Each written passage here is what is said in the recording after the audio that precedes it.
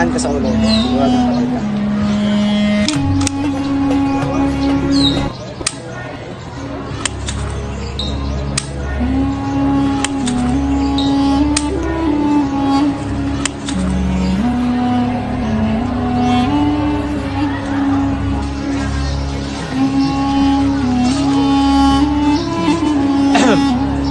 Naririto ang mga hiyas ng kagandahan at karangyaan na alam kong may kayo.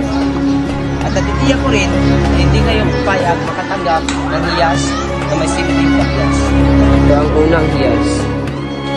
Ito ang pangalawang hiyas. Ito at pang-apat na hiyas. Ito naman ang pang-limang hiyas.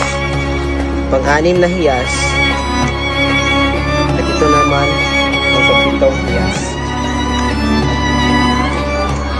Ito, tignan nyo. Narito ang ilang pasok ng hiyas na alam ko magbigan. Tulad na lang ng gitong-gito na ito na may kayang iligpit ang lahat ng taong umabuso sa iyong kabaitan. Ito po ang mga tahanan na... Kura! Pupulin lupa ko! Anong ginagawa mo? May karapatan ako sa lupa ko, Kura! Kura!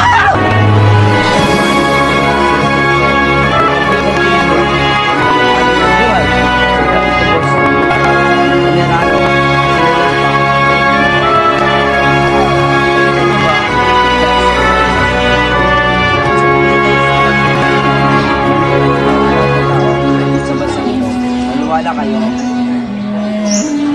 Siya nga pala, dahil sa kapatid sa inyo na tumatanggapin ako ng mga lumang hiyas at maaaring nyo rin ito ipagbayad sa akin. Ikaw, Ginoo, meron ka bang lumang hiyas na gusto ipagbili sa akin? Wala na po, pagbili na po lahat ng mga anak ko at ang nakuha naman doon na hiyas ay wala namang halaga. Teka, kapisang talis, yun nga pong lakit ni Maria Clara. Oo nga po, saan ba yung lakit na yun? Lakit? Lakit ni Maria Clara? Uy, isang magandang lakit ni Ginang Esmeralda at suot ito ng kaibigan ko sa Lusayo. Saglit lamang.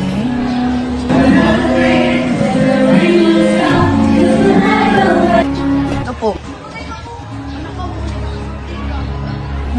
Magkano nyo po yung pagbibili yan? 100? 200? 1,000 po? O 5,000? O kung gusto nyo, pumili lang kayo sa hiyas ng mga dala ko. Kung papayagan niyo po ako, hihingin ko muna ang permission ng anak ko. Matapos po, pagbibilihan ng Ginoo, nahanda na po ito sa iyong pamamangkin.